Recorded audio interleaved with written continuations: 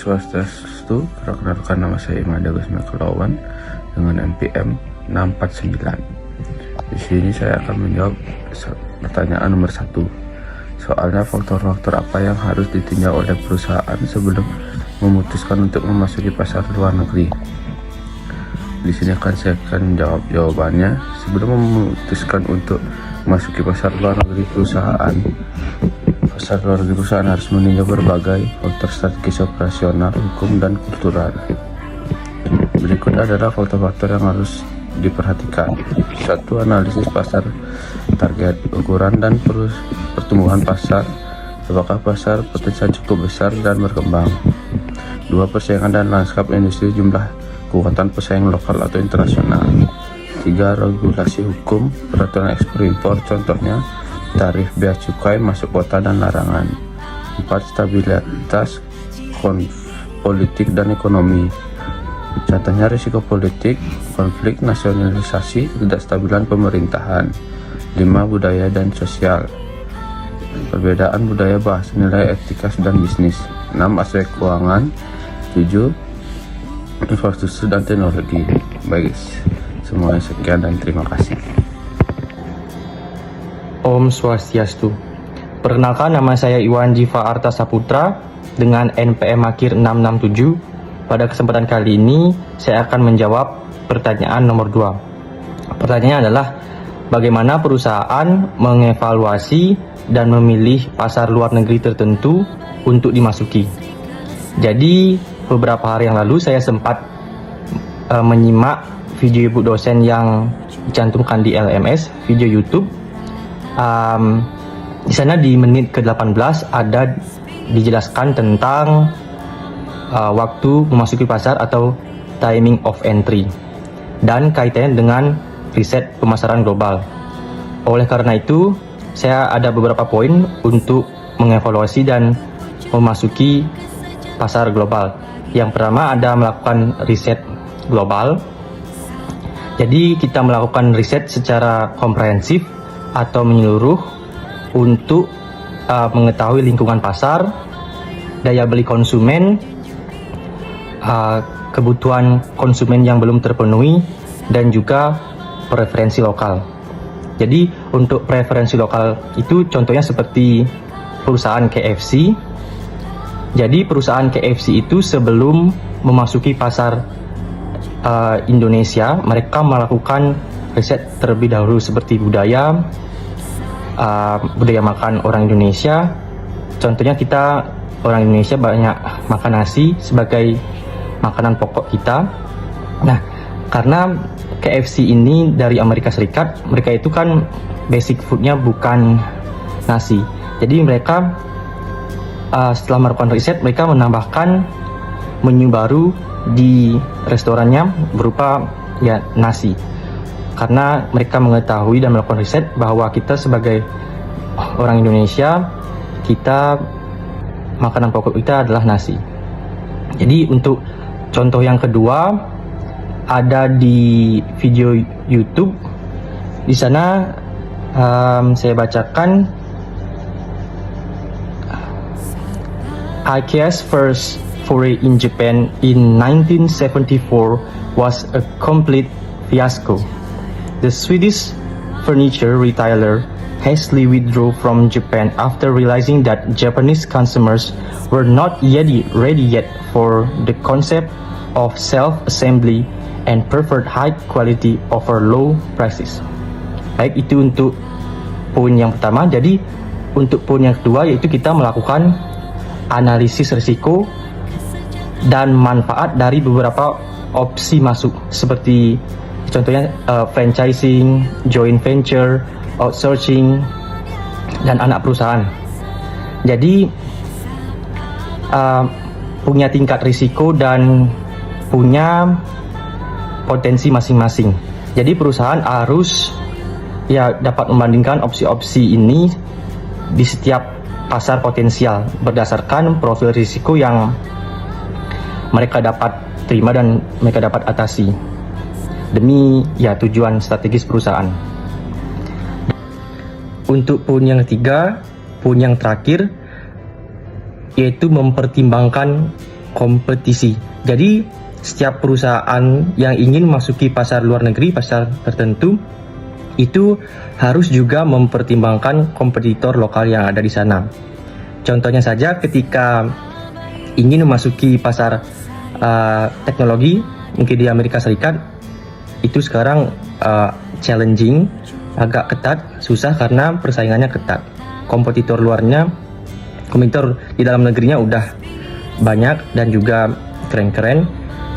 Contohnya lagi ketika ingin memasuki pasar luar negeri di Jepang contohnya, khususnya makanan, kalau mau jualan ramen atau sushi sepertinya akan challenging dan sulit karena kompetitornya sudah kuat.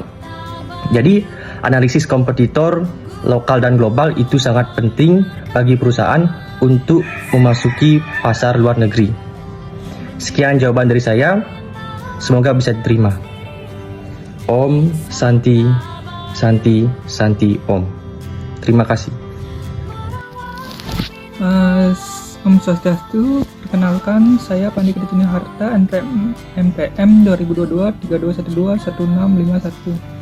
Berikut di sini saya akan menjawab pertanyaan nomor 3, yaitu tentang apa perbedaan antara pemasaran di pasar negara berkembang dan negara maju. Yaitu berapa perbedaan kunci antara pasar negara berkembang dan negara maju, yaitu pertama daya beli dan perilaku konsumen. Negara maju punya konsumen dengan daya beli tinggi dan preferensi produk premium, sedangkan negara berkembang lebih sensitif terhadap harga dan nilai guna. Yang kedua yaitu ada yang namanya tingkat persaingan. Di negara maju, pasar sudah jenuh dan kompetitif sehingga inovasi dan diferensiasi jadi sangat penting. Di negara berkembang, persaingan bisa jadi belum Om Swastiastu. Perkenalkan, nama saya Wayan Depa dengan MPM akhir 669. Di sini saya akan menjawab pertanyaan nomor 4, yaitu apa cara utama memasuki pasar luar negeri. Cara utama memasuki pasar luar negeri meliputi ekspor, lisensi, waralaba, joint venture, dan investasi langsung. Ekspor adalah cara paling sederhana, yakni menjual produk ke pasar asing. Lisensi dan waralaba memungkinkan perusahaan asing menggunakan merek atau teknologi dengan imbalan royalti. Joint venture melibatkan kerjasama dengan perusahaan lokal untuk berbagai risiko dan sumber daya. Investasi langsung berarti mendirikan fasilitas produksi atau cabang di negara tujuan untuk kontrol penuh atas operasional. Pemilihan cara tergantung pada tujuan bisnis, sumber daya, dan tingkat risiko yang dapat diterima. Sekian jawaban dari saya ucapkan Parama Santi. Om Santi Santi Santi Om. Baik, perkenalkan, nama saya Putra Gagas Utama. Di sini saya akan menjawab pertanyaan nomor 5. Pertanyaannya adalah sejauh mana perusahaan harus menyesuaikan produk dan program pemasaran ke setiap negara asing? Jawabannya adalah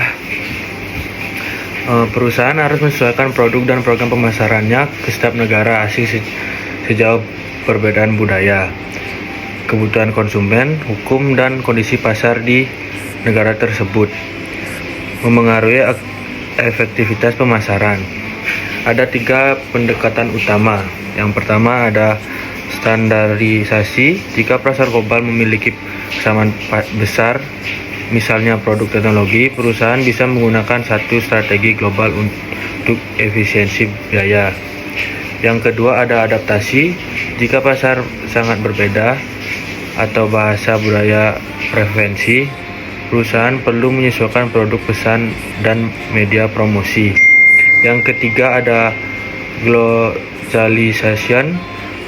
Kombinasi keduanya strategi global dengan menyesuaikan lokal pada elemen penting. Kesimpulannya adalah tingkat penyesuaian bergantung pada beberapa besar perbedaan pasar lokal dibandingkan pasar asal, serta potensi keuntungan dari penyesuaian tersebut. Sekian jawaban dari saya, terima kasih. Om Swastiastu. Perkenalkan, nama saya Eko Manggus Diadiana dengan NIM PIN akhir 678. Di sini saya akan menjawab pertanyaan nomor 5.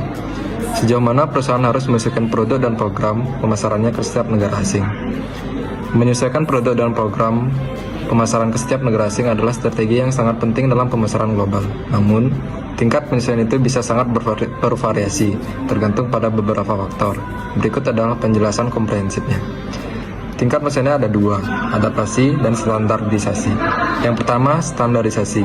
Menggunakan produk dan strategi pemasaran yang sama di semua negara, cocok untuk produk global seperti teknologi atau fashion internasional.